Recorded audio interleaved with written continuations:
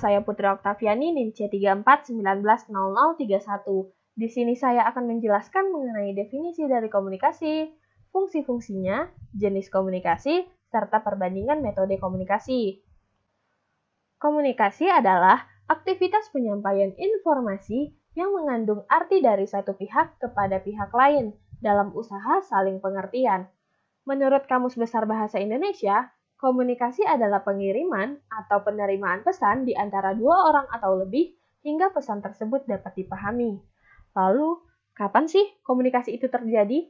Proses komunikasi dianggap terlaksana ketika kita berhasil menyampaikan informasi dan seseorang tersebut dapat memahami informasi yang kita berikan.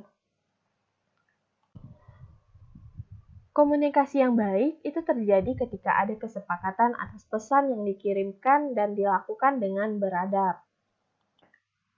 Fungsi utama dari komunikasi yaitu ada kontrol untuk mengetahui apakah orang lain tetap pada jalur yang sudah kita tentukan atau tidak dan mengetahui bagaimana keadaan orang lain. Yang kedua ada motivasi untuk mendorong orang dalam menentukan pilihan dan keinginannya. Yang ketiga ada informasi seperti pengumpulan, penyebaran berita, data, gambar, fakta, ataupun opini dan komentar yang dibutuhkan agar dapat dimengerti. Dan yang terakhir ada ekspresi emosional yang dapat mengungkapkan apa yang sedang dirasa terhadap seseorang dan lainnya.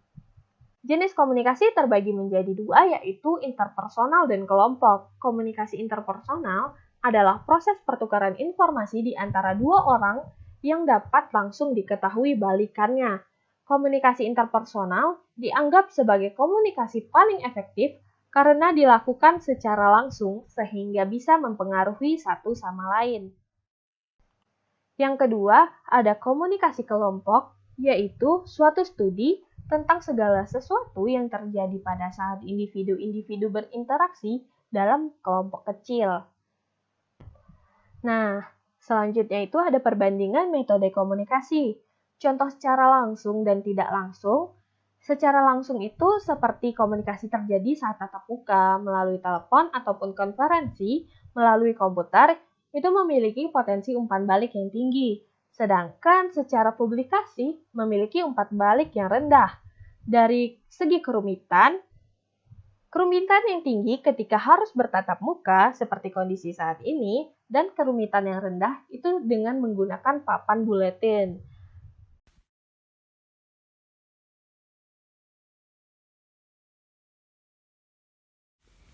Faktor-faktor yang menghambat jalannya komunikasi. Yang pertama adalah emosi. Emosi merupakan perasaan penerima informasi yang memengaruhi cara mereka menginterpretasikan pesan yang disampaikan. Yang kedua adalah kelebihan informasi.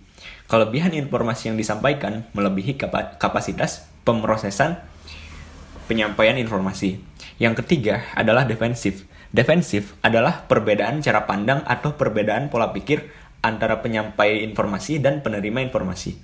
Yang keempat adalah bahasa. Bahasa yang digunakan dapat menyebabkan kesalahpahaman karena perbedaan bahasa. Yang terakhir adalah budaya nasional. Budaya yang beragam juga dapat menyebabkan kesalahan penafsiran dalam menerima informasi. Cara-cara mengatasi penghambat keefektifan dalam berkomunikasi. Yang pertama ialah umpan balik, feedback antara penyampai dan penerima informasi. Yang kedua ialah menyederhanakan bahasa. Gunakan bahasa yang jelas dan tidak bertele-tele dalam menyampaikan pesan saat berkomunikasi. Yang ketiga ialah mendengarkan dengan aktif. Menjadi pendengar yang baik dan memberi empati kepada pengirim pesan agar komunikasi tetap berjalan dengan efektif. Dan yang terakhir adalah mengontrol emosi dan memperhatikan isyarat nonverbal. Komunikasi dalam organisasi dibagi menjadi dua jenis, yakni komunikasi formal dan komunikasi informal. Komunikasi formal adalah komunikasi resmi atau bagian dari komunikasi yang dibutuhkan untuk suatu pekerjaan. Komunikasi informal adalah komunikasi organisasi yang tidak terikat pada struktur organisasi.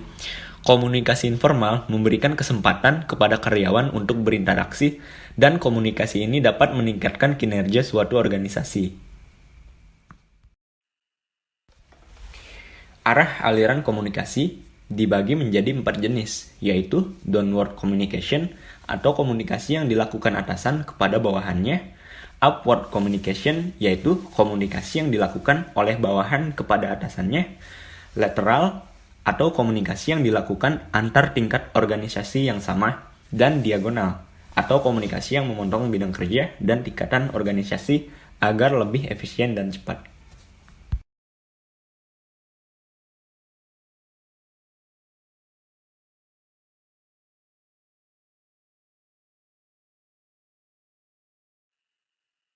Apa itu jaringan komunikasi organisasi? Organisasi sendiri adalah komposisi sejumlah orang-orang yang menduduki posisi atau peranan tertentu. Di antara orang-orang ini saling terjadi pertukaran pesan, dan pertukaran pesan itu melalui jalan tertentu yang dinamakan jaringan komunikasi.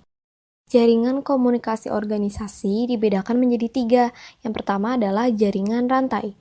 Jaringan komunikasi organisasi rantai bisa digambarkan sebagai sebuah proses komunikasi berantai di mana satu pesan dari sumber asli atau pemimpin akan diteruskan ke partisipan lain hingga ke partisipan paling akhir. Dapat dilihat di video model rantai dalam jaringan komunikasi. Bentuk komunikasi ini bisa dilakukan oleh agen terselubung untuk menyampaikan pesan melalui satu orang pada orang selanjutnya, dan orang selanjutnya itu akan menyampaikan pesan pada agen lainnya. Contoh, A adalah seorang pemimpin. Ia akan menyampaikan pesan melalui B, dan B akan menyampaikannya kepada si C.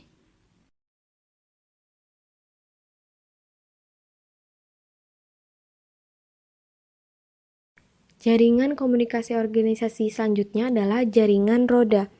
Jaringan roda adalah proses komunikasi di mana akan ada satu pemimpin yang menjadi sentral dari komunikasi ini. Nah, komunikasi ini biasanya dilakukan antara pemimpin kepada partisipan lainnya. Jaringan komunikasi roda dapat kita lihat seperti di video bahwa komunikasi ini terpusat pada seorang pemimpin. Pemimpin yang akan menyalurkan pesan, kemudian komunikasi antar anggota akan melalui seorang pemimpin. Seperti kita lihat di video bahwa pusat dari jaringan komunikasi roda ini adalah seorang pemimpin. Jaringan komunikasi organisasi yang terakhir adalah dari semua saluran. Nah, pola ini merupakan jaringan komunikasi yang mana melibatkan seluruh anggota dalam berkomunikasi, sehingga antara satu anggota dengan anggota lainnya mendapatkan feedback yang cepat, sehingga komunikasi ini dapat terjadi secara efektif dan efisien. Dapat dilihat di video bahwa pola jaringan semua saluran ini tidak memandang siapa yang menjadi tokoh sentral, setiap anggota bebas berkomunikasi, dan semua anggota dapat saling mempengaruhi.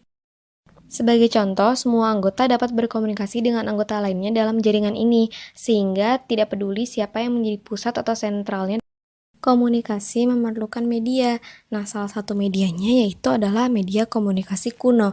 Nah, contohnya adalah kentongan, asap, batu, atau prasasti. Media komunikasi di zaman modern antara lain adalah ponsel pintar, koran atau surat kabar, televisi, internet, radio, dan media lainnya. Media komunikasi tentu saja memiliki kelebihan dan kekurangan. Untuk media komunikasi kuno, mereka memiliki kelebihan, di antara lain media komunikasi tradisional atau kuno ini biasanya dipertukarkan dengan seni yang menjadikan bentuk komunikasi ini lebih menarik, sederhana, dan mudah dimengerti. Nah, setelah ngomongin kelebihan dari media komunikasi kuno atau tradisional, tentu saja media ini punya kekurangan. Nah, kekurangan dari media komunikasi kuno atau tradisional ini adalah ketidakmampuannya menjangkau ruang dan waktu, serta audiens yang sangat luas, sehingga dinilai kurang efektif. Nah, setelah tadi kita membahas tentang kekurangan dan kelebihan media komunikasi kuno atau tradisional, maka selanjutnya kita akan membicarakan tentang kelebihan dari media komunikasi modern. Kelebihan dari media komunikasi modern ini adalah jangkauan yang luas, praktis karena mudah dibawa kemana saja, dapat digunakan setiap waktu, dan berita dapat diterima dalam waktu yang singkat. Selanjutnya kita akan membahas tentang kekurangan media komunikasi modern. Nah, kekurangan dari media komunikasi modern ini yang pertama adalah harganya mahal, lalu kemudian dapat mengganggu kesehatan, jika rusak tidak mudah diperbaiki, dan yang terakhir adalah sangat bergantung pada alat atau ordinil.